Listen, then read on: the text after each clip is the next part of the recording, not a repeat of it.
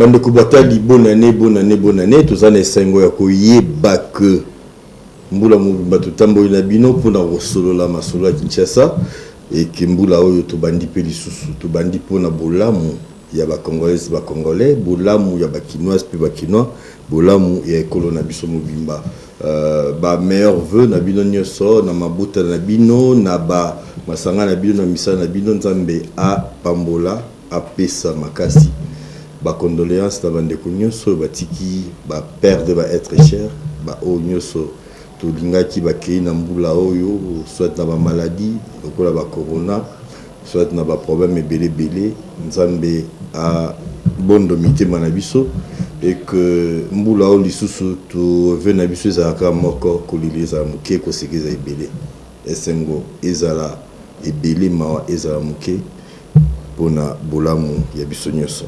Donc bonne année na bino. Les autres robeta masolo sujet moko est un peu particulier parce que tous engagement ya utambola ya Rolandanzela au développement à Congo Zokende.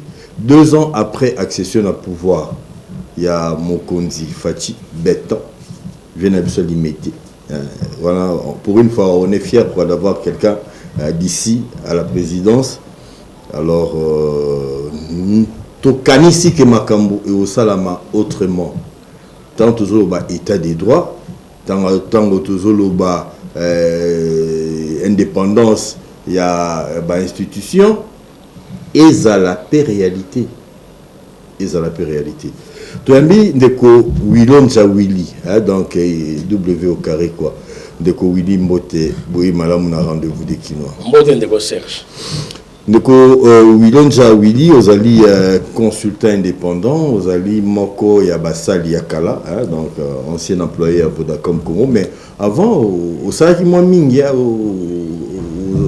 au sein de l'entreprise privée moi mingi au betela biso mo lisolo ya parcours na mukuse vraiment na biga mulai mais surtout au sala mo mukuse to betela lisolo. Merci ndeko Serge. Ngala zali ndengo sio se présenter ngawana.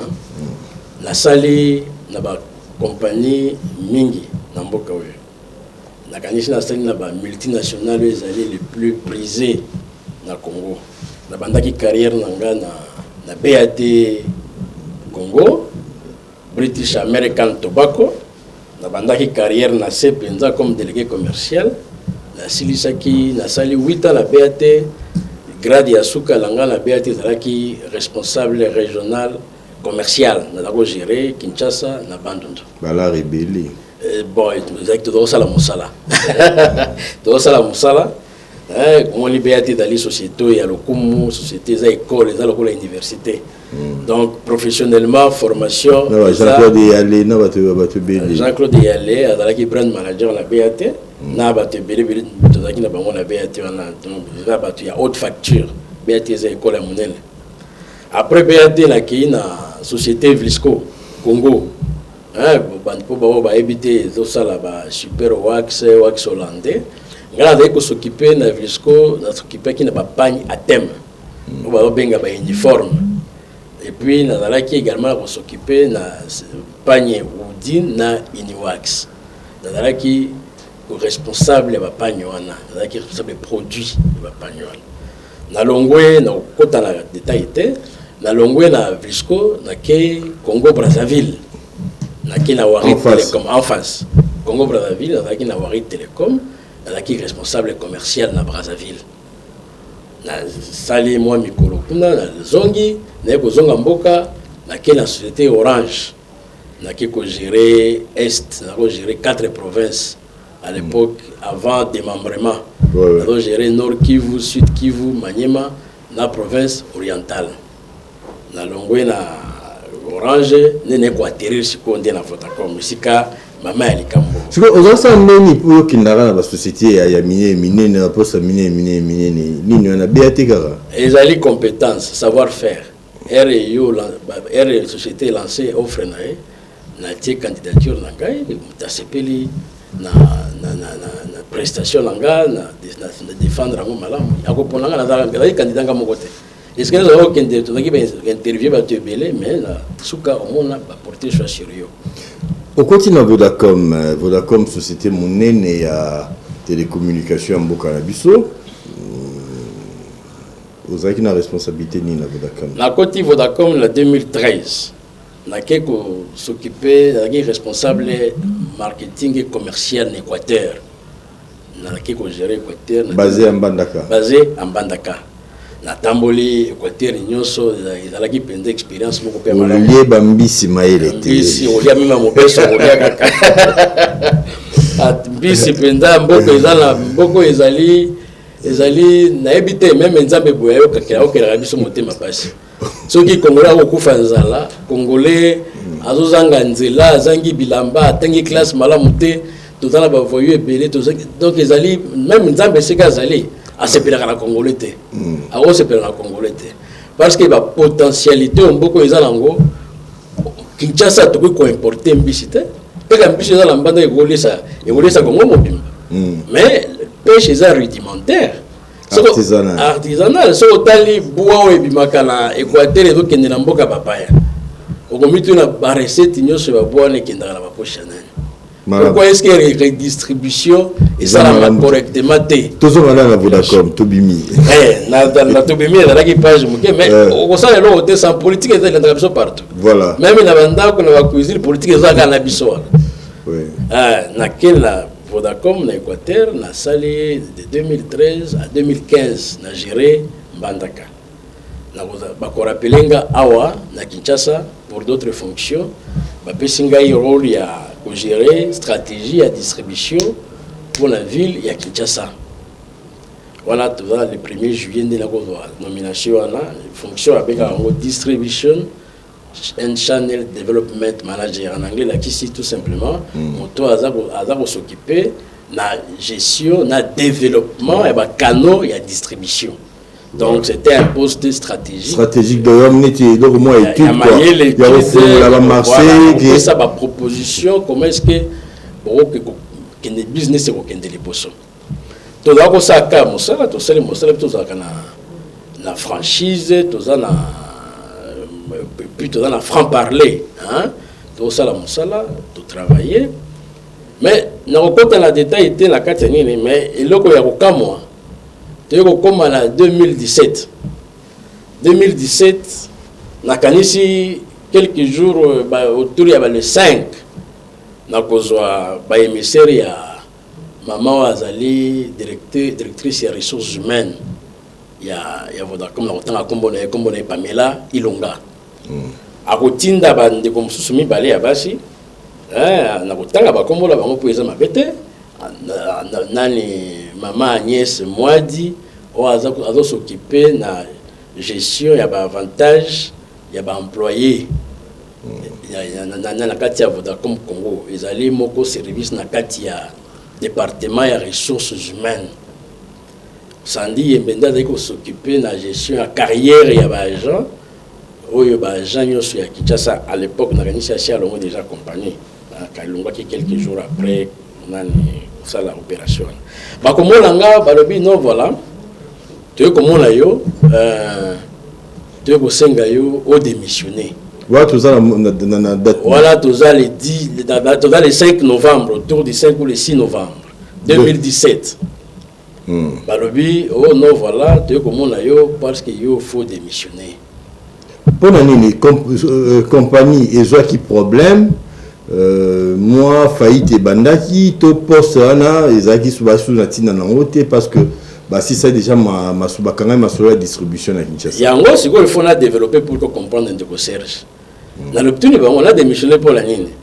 oh non parce que na mikolo ekoya poste na yo ba ko supprimer yango oh regarde mais so supprimer poste za accompagner za ngate ndaso ko supprimer poste na ba compétence belé o ko pesa nga poste msuna osaka musala ote to molipe compagnie molipe sika ya mususu ya kotia yo ezate yo fondi makokende parce que sika ko réaffecter yo ezate bref balinga ke longo musala balinga oui balinga longo musala objectif de la ki wana ngalo bi bon et na mon état d'esprit est comme crispé dans le bi ce n'est pas un problème mais n'a bien un peu état d'esprit la multinationale ndenge zalaka dans le bi na ndimi kokende mais ekozala la solution moko négocier il faut tout solo là to sololi, to trouver terrain d'entente, to trouver nani juste milieu, to kaboni na kimia. Les alara bongo. Mais ezalaka bongo, mais étonnez-vous, et c'est pas ça qui déracheté, parce que place au moment où les arcs indéyés. Une semaine après ou 10 jours après, après refus n'angai ya ko tempérer na démarche na bango wana, DRH a notifié ngai, mikande ezali awa, documentation nyonso ezala ngai awa. A notifié nga kolba no voilà na soko linga kotanga mukanda wana. Ou un extrait. Un extrait ezali awa. Extrait total. Na zo l'action mukanda, et ça concerne votre mise à la disposition des ressources humaines. Na kotanga kaka ba phrase à liboso a commis boy. Pour des raisons stratégiques inhérentes au business, il a été décidé la suppression de la fonction Distribution and Development Channel Manager, position que vous occupiez depuis le 1er juillet 2015. Ainsi, nous vous informons par la présente de votre mise à la disposition des ressources humaines avec effet immédiat, et ce, jusqu'à nouvel ordre. On vous met à la disposition des ressources humaines. Ressources humaines, pour nous avoir schématique. Alobi nini, alobi naonini. Et alobi, tika mosala o sala, yaka bapesinga kiti moko fanda wana. Oui, na tongo, au signé, au tangi journaux. Aussi ici, ba Facebook, au côté na ba journaux lembi, 17h et koki, yozongindako. Donc, torture psycho-morale. Cela a duré combien de temps? Cela a duré 8 mois. 8 mois, parce que basala ke era sali bongo azalaki na objectif moko. Et là il y a attaqué qu'obtenir la tindi bémissaire na ye. Il fallait obtenir une abdication volontaire, c'est-à-dire qu'il a s'ennuyer, n'a comme à niveau finalement n'a lâché prise quoi, parce que n'a pas niveau n'a craqué. Il fallait n'a craquer et puis n'a tiki masala n'a masolo ndenga mo kolinga. Ngapé na avec un nerf d'acier.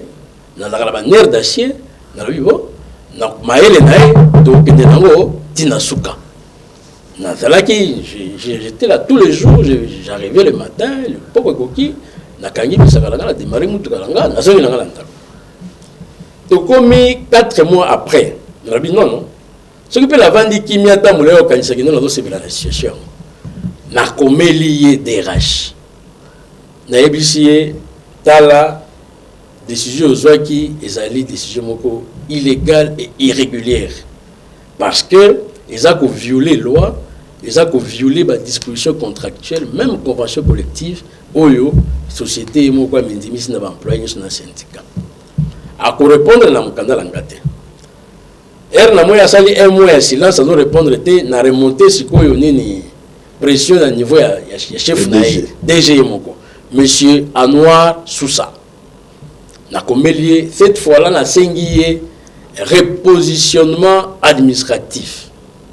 Parce que la fin de 5 mois, non, il faut repositionner. C'est normal. C'est normal. Mais au Yara, il à la fin du mois. Il à la fin du mois. Il est disponible. Je suis là pour travailler. Il y a beaucoup de et puis, il y a beaucoup de exprès. Parce que nous avons un objectif aux autres. Nous avons mis M. Anouar. Dans une précaution, il y a pour mettre en copie inspection du travail. Il n'y a pas que moi silence, il y a des sourds d'oreille, mais inspection qui répondit dans le candidat, il y a à répondre. À répondre, mais à couper sa suite, na requête, on a la salle qui était repositionnement. Accusé que la réception n'est pas. Accusé de réception, quand il y a pas. Et quand il y a 6 mois dilatoire, non, voilà. Bah fonction anga IDG il veut singa que non on a organisé compagnie dengue singiri tout ça bref à ce qui va mais côté maman Alikambo et zali de concierge kamako kam to koya ko découvrir le 28 mai 2018 hier monsieur Anouar Sousa a comme la syndicat ko informer syndicat que Azan a intention de supprimer 4 postes. Voilà. Na 4 postes, il y a un poste dans la Kati. Oh. Malembe. En 2017 déjà, dans le mois de novembre, Bah combien de pour le baquet bah suspendre poste na yo. Oui, qu'on suspendre était, qu'on supprimer. Bah merci. Autant pour moi bah supprimer. Les autres existaient, les autres n'ont pas en 2017. Mais mai 2018 bah commis officiellement pour un syndicat. Un syndicat pour expliquer bah OK bah supprimer poste na aux ezaki déjà. Ils avaient 4. Bah le but combien les syndicats à lobby a supprimé 4 postes. Parmi lesquels, ils ont déjà supprimé la lettre de combien la Voilà. Mais comment expliquer? Mais, au moment où crime parfait, ils ont raté.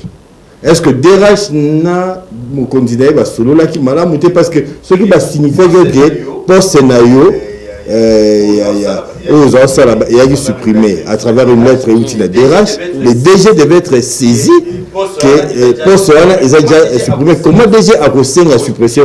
A expliqué sur la suppression dans le syndicaliste. Au moins l'initiative il y a mon ndengwana DRH a gossé la moitié mon côté. Initiative il y a mon ndengwana jusqu'à mettre ça c'était une mise à pied carrément. On te met à pied, hein? Tu ne travailles pas. Initiative ya munene ndengwana DRH avec kozwango ye mon côté. Asala kiango certainement en connivence na chef naï. Mais est-ce que c'est mon légèreté que d'une part on est en train d'exprimer volonté il y a suppression et puis d'autre part bon pour le même poste la poste la démarche on a monité que quelque part les années il n'y a pas qui n'a raison moroté. En fait RIDG a eu salaire mukanda na syndicat à se ressaisir à comprendre que tout site continue à gagner boulot à l'inga régulariser forfait. Comment? C'est-à-dire il avait comme la syndicat non voilà dans l'intention de supprimer la poste intention de là qu'il s'est ravisé à l'inga régulariser forfait déjà commis par la DRH. Tout à fait. Parce qu'il était au courant. OK. Vous avez bah allégation bah affirmation DRH a checké dans mukanda il y a le 15 novembre 2017, c'était des affirmations fausses. Donc, Maman Pamela, rien que Mukanda, il y a ce qu'on appelle en droit faux et usage de faux. Le faux, c'est quoi? C'est toutes les affirmations où il y a qui n'ont fonction et est supprimée, alors que ultérieurement, la même fonction fait l'objet d'une demande ou bien d'une information auprès d'un syndicat qui est d'autres qui ça l'objet il y a suppression. Donc tant où il y a la touche battu peut mener officiellement poste on a supprimé parce que le DG a exprimé volonté à supprimer par la suite. Oui, par la suite. Donc bah vendre ça qui la touche volontairement d'après pour ça là bon il faut autant ça micro et pas la bango. À la suite émission vous d'accord réagir vous d'accord mais vous gagner ça paye ce qui va linga ta débat ce qui conseil juridique ba tout ça la débat et puis j'ai comment là que non RIE DRH a eu décision est-ce que syndicat za la ka informé nandimite ka informé partenaire immédiat ya sauvegarde ya intérêt employé dans la société ezali syndicat et mon ami même mukanda otala mukanda ngo a copier moto moko te mukaka moto moko ndaka na référence ezali obengi MD managing director c'est-à-dire esalami entre bureau ya DRH na bureau ya DG hein baza ko agir on dirait ba comparse comme on dit en droit ba se distribuer ba rôle autour ya personne ya monsieur Wilonja. Après la lettre à DG na syndicat ni les après lettre à DG na syndicat a commis DG kola kisaike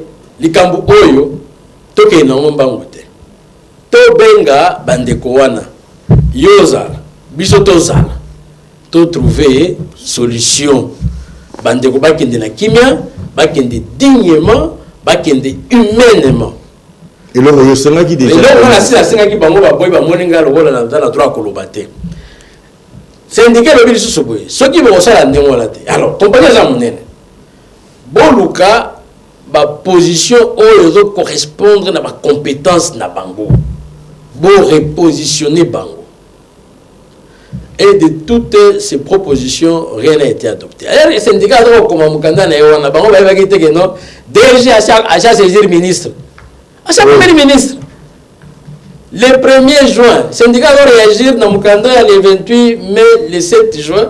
Mais entre-temps, le 1er juin, il y a déjà ça m'a dit à saisir le ministre. À l'époque, c'était ministre d'État à Makambo ya Misala, travail, prévention société qui M. Memas Matoukou. Dans la légèreté, me dit Bolanga Serge.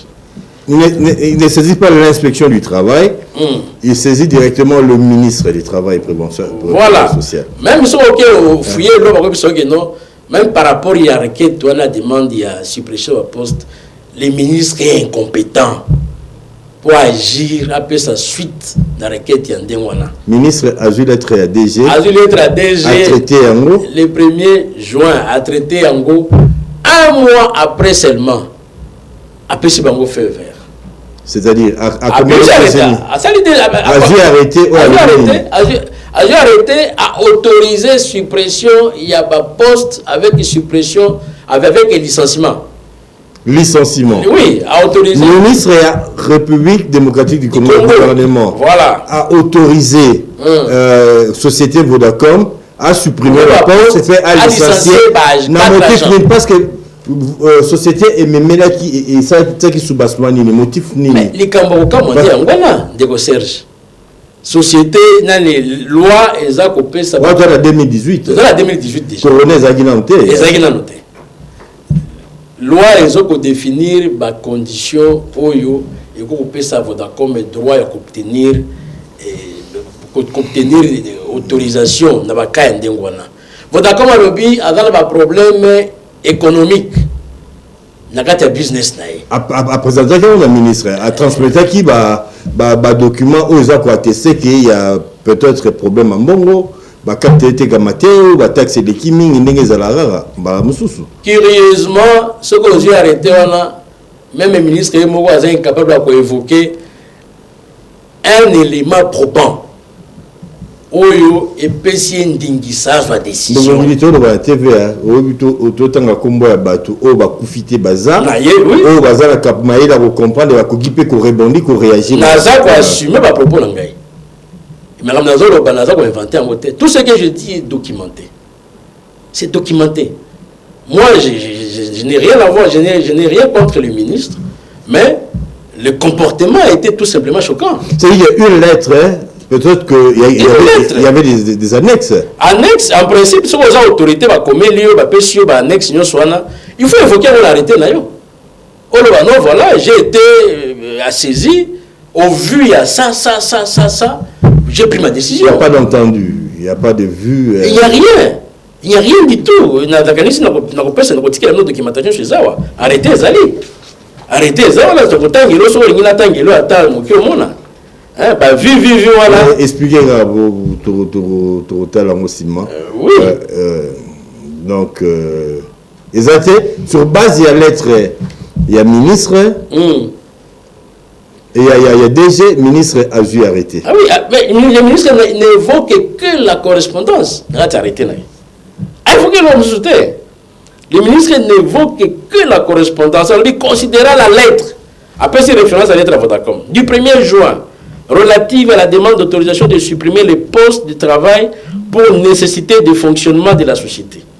Considérant l'avis de la délégation syndicale qui a suggéré la séparation négociée sans pour autant méconnaître les biens fondés de la démarche de la société. Donc, le ministre ne va pas y a compagnie.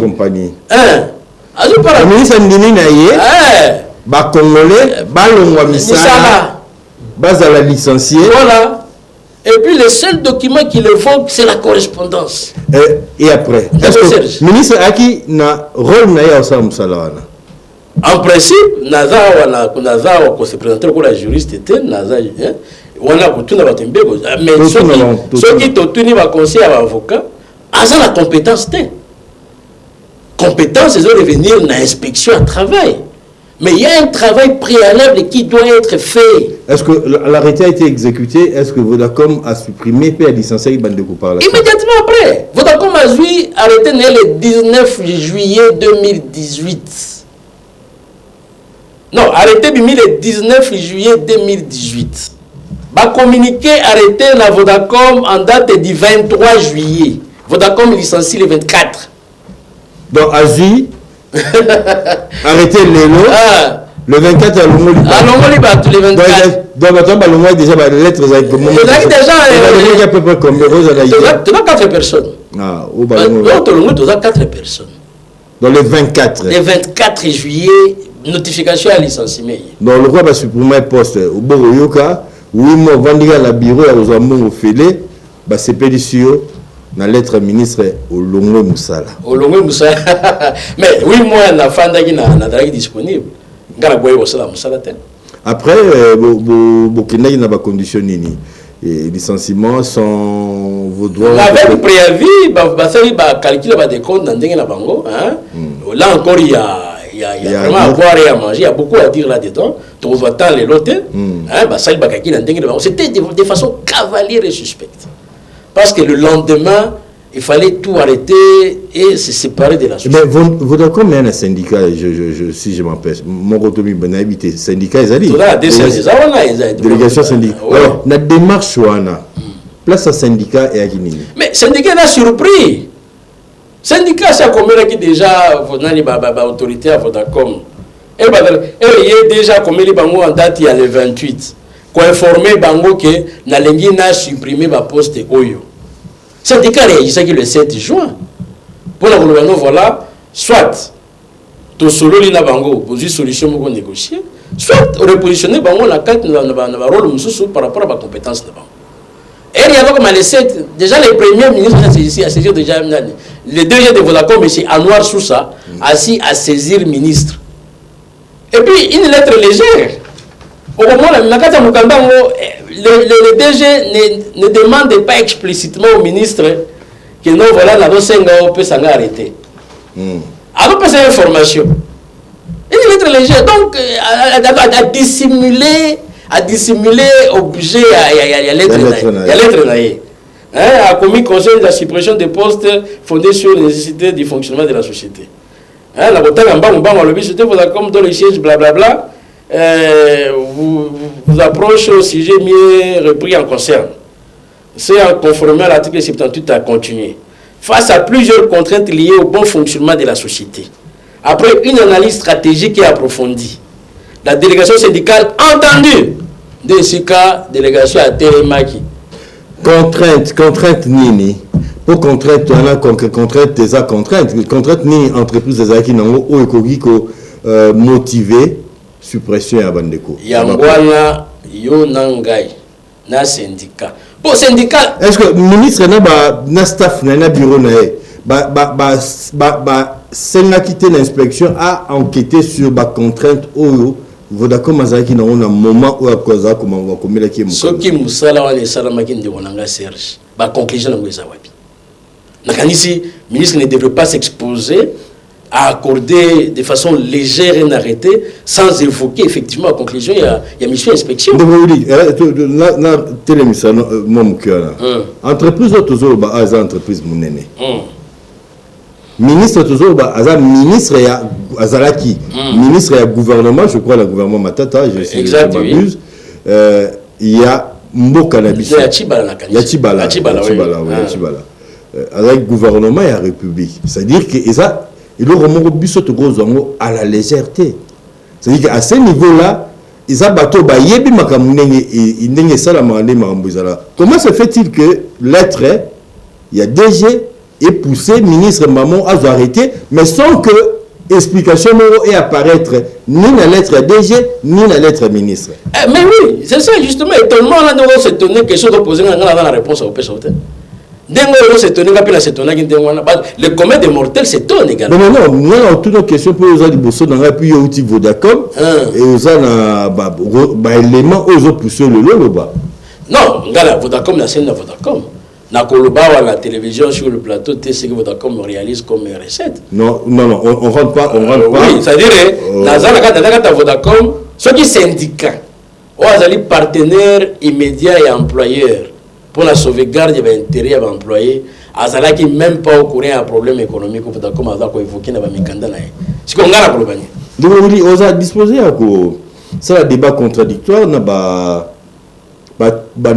comme ceux qui vont s'engager, avocat là-bas, on a très disposé. Pour discuter, pour ils ont déséquilibré pour na plateau. Mais c'est la binaki, lobby, pièce contre pièce. Oui, pièce contre pièce. Et je soupçonne, je ne sais pas, moi je soupçonne. Hein, je crois que cette affaire a été très très boutiquée. Mais au moins direction juridique a comme ils ont mon nez. Ils ont batamaï les belés na kati.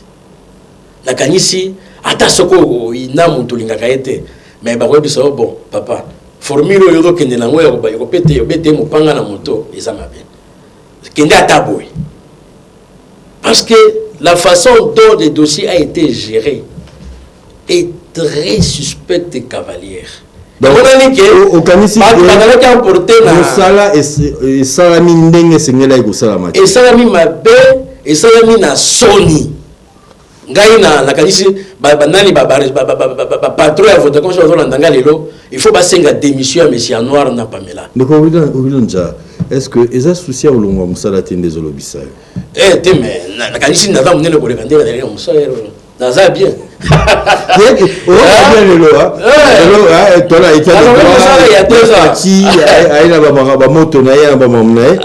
Est-ce que les lots ils ont posé le baron à monter ma bende balongola qui Moussala to Ndeko Serge ngala la voix de sans voix au moins il n'a pas milieu à misala professionnel makamboza épelé mingi balobagate pour l'année azo protéger Moussala.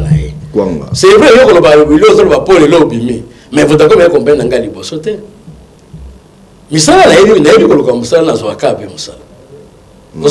mais ce qui n'a vu décision à Kolobango, les lois médias, Nalingi est à la peine à porter mon coup pédagogique. Fachi Beto, Azolo, état de droit, aïe, baké, ma problème est à ébélé. Copie pour information du président de la République. Bien sûr. Le chef de l'État, il faut comme état un cas d'école. Il faut frapper fort et dur. Parce que dans la légèreté, ils ont une haute autorité en Boka. Dans mon gouvernement, il y a un monde qui a un programme d'action sans parler du travail. Les gens ont fait des campagnes, chef de l'État, au bétil soleil implanté, limité mais si vous avez une légèreté, le ministre va saisir par une lettre qui ressemble à un chiffon. Balobi, na ngina longa la batu mine na musala. Yo ministre, au tigni zo so ke ko koma. Bon peut s'en arrêter rapidement. On dit qu'il est suspect. Ndeko Willy. Il est suspect. Vous avez comme licencié Bino. Bostilani. Bozupe va moi va droit na Bino ne zalara. Va nefusque bokei Bostilani ba on va tikali okei. Bino 4 bokei Aboupia. T'es Aboupia t'es? La loi a été violée. La loi est violée. Kotika le kwaboye le Pamba, ezali kozala complice. Ya bateau bazako salisa mboka te pour l'état de droit. Chef de l'État si a ton. Nakalisi pour la paraphraser même papa Étienne Tshisekedi qui disait ba otunae plan d'action des alénines. Alors bien état de droit. Journaliste a tout mais c'est le point de départ. Ce qui est état de droit est côté dans beaucoup de limite. Mais il y a un état de droit. Justice c'est ali, justice de l'eau et bien ça justice c'est ça nini. Justice c'est ça nini. Na respecter qui procède. Recours, comme l'IDG, saisir justice. Personnellement, na respecter qui procédure parce que heureusement aujourd'hui tous en Conseil d'État où il y a des juridictions administratives autonomes. Hein? Moi j'ai saisi le Conseil d'État. Na salé requête en annulation, na Conseil d'État, il y a arrêté que moi j'appelle, excusez-moi, c'est un arrêté frauduleux. Un arrêté. J'assume parce que ils ont arrêté, ils ont pris cavalièrement et de façon très suspecte. On a saisi le Conseil d'État. Avant ça, on a combien de ministres? Ministre, ceux qui ont mon Mukanda Langaye. Ceux qui ont dit que à Salaki Biloko régulièrement, il devrait ne fût-ce que me répondre. Il ne m'a jamais répondu. Il ne m'avait jamais répondu. Je lui ai écrit pour lui demander de rapporter son arrêté. Le ministre a gardé son silence. Et puis ça, il a saisi le Conseil d'État. Le Conseil d'État to cheminer malam au première année, c'est-à-dire enrôler dossier requête, ministère public a pêché à Vinaye, rapporteur a pêché notre juridique naïe, et comité d'ailleurs tout dans facha dans la musala. Facha dans la chantier on est état de l'occasion chantier là et les gars ont vipa mabouli nous étions dans Kinshasa. Oh. Ah oui. État de droit et ali chantier oyo ceux qui bamboka nyoso ya mindele le vandi pour la nini ils ali état de droit. Koto samibe koto sa mutai ba limite na ye koto sa loi. Donc il y a un conseil d'État parce que chantier makasi ya président wa bundia wa tia installé ba juge mi balé na forceps ça wa to moni mamundé les gars ba prêter serment na parler du peuple. Donc il a dit si qu'il a la moté manaé conseil d'État et salinini pour y rendre verdict nango et lobi nini na dossier na bino. Dossier requête yanga la kotisa ki zali ba requête ya liboso herba mettre en œuvre conseil d'État. Requête les ali na kolobango RA 098. Donc il y a une 98e dossier. 98e dossier, nous avons requête à l'annulation. Et même la santé. La santé, et continue à la Conseil d'État. Ce qui est le Conseil d'État, au cours de 240, et les gens ont traité, expédié. Oh, voilà. 98, sur la commune, dans 98 doit sauter. On dirait ma bombe. Voilà ma bombe. C'est-à-dire qu'il y a des dossiers pour dire qu'ils ont rendu non, ils ont rendu alors que le travail en amont a été fait. C'est-à-dire quoi? Ministère public a payé à vie. Avocat, voilà, pour lui. Avocat, personnellement, démarche les qui? Oh. Mais c'est quoi? Ni le conseil d'État, ni le bloqué conseil d'État. Nani. Mais pour expliquer au Boyao. Oh. Ministère public a pêché à vie. Rapporteur a sali mode juridique. Et comme il a un bureau, oui, secrétariat plénière dirigé par le président de la section contentieux, en la personne de M. Timba, dossier Vandi. Rapporteur a la dernière phase en amont avant plénière. Avant dossier contre la plénière, il a appelé en plénière. Depuis Vanda dans la plénière, on a un dossier, depuis décembre et l'année passée. C'est-à-dire que pour le dossier, il est à la plénière, rapporteur. D'abord, le ministère public a passé à vie, rapporteur a sali note juridique, et puis il a plénière et quel a secrétariat. Nous, basé à la plénière, nous va traiter. Ce qui n'a qu'un secrétariat plénière, va papier, dossier, soit de premier, soit deuxième. Au bout de la ligne, il y a 19 dossiers. Et ça fait combien de temps? Ça fait 12 mois, au 13e mois. Depuis que le dossier va aligner la première, il va traiter en côté. Mais, au coquille, parce que je reviens toujours chef de l'État. Maël et Alibiso sur le micro, Mutu Asa Moussana. Justice et ça Moussana. Donc, tout le monde a bangi sa mounia, tout le monde a empêché Moutassa Moussala. Et puis, vitesse à justice, c'est ça la justice. Mais comment dossier me ça la 13 mois va traiter en côté dans l'état des droits? Voilà, la website de conseil, ce qui peut pas timba. On a le président, il y a section contentieuse, il y a conseil d'État. Vous avez le chantage. Peut-être la chantage. La chantage. Na sali mikanda. Na saisir le président Vundowe par deux correspondances. Hein? Réaction exacte. Na saisir le président Timba Yambinga Mbalami Balé na bureau nae pour me rassurer. À lobby, c'était non la semaine prochaine ça sera fixé, on va appeler ça. La semaine prochaine on va comité. Là le comité on a total depuis le mois de janvier hein. La semaine prochaine on est comme raté. Comme il doit que la jure hein, c'est-à-dire bavon les bisayo. On bosse à la dossier. Ndekoli. Problème est outil d'entreprise privée. Et continue au gouvernement de la République à travers le ministre. Il y a le travail et prévoyance sociale et continue la justice. Tout le monde est dysfonctionnement dans l'entreprise, tout le monde est dysfonctionnement dans le niveau de l'État, tout le monde peut malembe vitesse à 30 cm à l'heure dans le niveau de la justice. Et bien ça t'est. Eh, banga makashi. Yango ngana do matisa mungongo. Gouvernement, chef de l'État particulièrement, Ayoka. il faut ayoka à se saisir du dossier. Attends, William Jalelo, Eza Nini Lelo. Ce qui message Eza ya beta pena di confiner mais ça va neti ya neti babara. Coup de gueule quoi, Eza Nini. Coup de gueule la sengi na monsieur Timba a libéré le dossier dans la cour normale. A tiango na plénière ba statuer. Ba bimisa arrêt. Ce qui n'a perdre.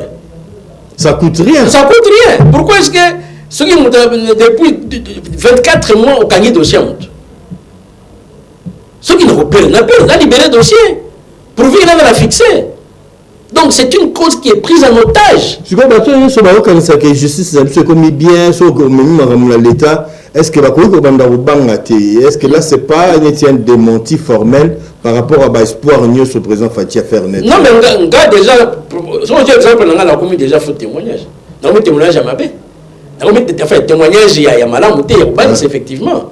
C'est-à-dire qu'il y a tout le monde boyé. Basa musala na rythme na bango de façon bango makanisi na oui rythme na bango et puis ozomona ke biloko moko eza biloko invisible ozomona tende zo guider l'attitude na bango. Une année après bazolukana basa ba investigation bango pe justice a appelé à temps luka moi ba information ba batala ba kende na Vodacom ba kende pe côté na yo ba enquêter mbala mususu obeta papa ba ntimba ya ofele mbala mususu azana kati ya Moussala c'est ça déjà. Le ministère public est à se rendre à vie, ça c'est le Moussala. Avis favorable. Avis favorable, non voilà, arrêtons, il faut pas annuler encore. Même un autre juridique qui est rapporteur, qui est dans sens il faut pas annuler, arrêter parce que c'est un arrêté qui a violé la loi. Et puis, quand il y a un conseil d'État, c'est pas Vodacom qui est visé. Moi, c'est l'État congolais qui est visé par son ministre Mimas. Au fond de l'État. Oui, ça les oui, la loi le permet avec la mais dans ce cas parcours administratif il y a voilà ouais tu dois attaquer acte administratif. C'est la beauté de la démocratie. La beauté de la démocratie. C'est-à-dire que les citoyens a droit à l'État mais la droit à protéger par rapport à un tel. Voilà. Et puis il y a un dossier, il y a emploi, il y a travail qui en principe devrait requérir la célérité. Même il y a un niveau, il y a conseil d'État. Mais une année, c'est quand même trop quoi. Une année depuis vendu dans le bureau, il y a pas de timbre. Mais 24 mois depuis, ils ont enroulé. Au moment où tu fais le dossier, Mimabiso Moussika. Mimabiso dans le sens que je crois que tu as appelé vie. Il y a de l'autre côté au bazar. De ko Wilon Jatoko Minasuka émission lelo. So vous avez un message mon repos dans clôturer en haut au Rolobani. Nazali na sepeli merci beaucoup ndengo ya mbinga na plateau na yo. Nga nazali la voix des sans voix ya ba travailleurs. Makambo na zoloba. Ils ont certainement la bande comme ça dans la société ba vivre pire. Mais mingongo eza ya kokamba ba kolobate. Parce que quand ils ont une vie, ils ont une moyen de faire. Mais ils peuvent être victimes de comportement. Mais peut-être que, à l'information que nous avons droit à violer, peut-être moins moyen de saisir la juridiction, peut-être à l'information que nous avons pour reporter le musique. Mais quand il y a un réflexe pour que le dossier Oyo, qui a aussi une portée pédagogique, et réveiller. Non seulement le chef de l'État est pour prendre l'état des droits, mais bah responsable de la société, dans la carte pratique frauduleuse batika. Bakanisi qui ba ko traiter batou. Ndenge balingi bango baza ceux qui ndenge ni. Baza mbongo baza la position la relation avec le gouvernement, c'est-à-dire ils peuvent piétiner les gens et puis au salaire leur côté. Merci Wilon Jar, vous êtes consultant indépendant, ancien employé à Vodacom, au Yaki Ponako Beta CT Likola Likambo Sala Passi, licenciement abusif, arrêté non conforme au lundi Nzadati à ministre du Travail et Emploi, et puis lenteur au niveau de la justice. Voilà, je mis ça tous les acquis, objet à l'issue de l'eau, mais na kanisi à tout continuer, tout landa des pré-situations ou pourquoi pas que pesa maloba bande connu surtout tangia pona ko yeba makamongo sa nini. Merci na bino bande ko batali pour l'émission de l'eau. pour Nege Bolandaki, Bokolanda Bisopé, émission na Congo Mania TV sur YouTube, dans numéro pour afficher, et puis bonne année na Binonyoso, bonne année na Gabi Chabani Libota Mobimba, na Congo Web, Victor Wanzombi, donc toujours Fedendinga, voilà l'émission au P de l'eau, merci Tobo Sanité, Eric Wela Davin, Moubenga, Gigande Maurice, Papi, Binonyoso, merci, Bobo Tomboka Bino, Ndetokutani Mbalasima.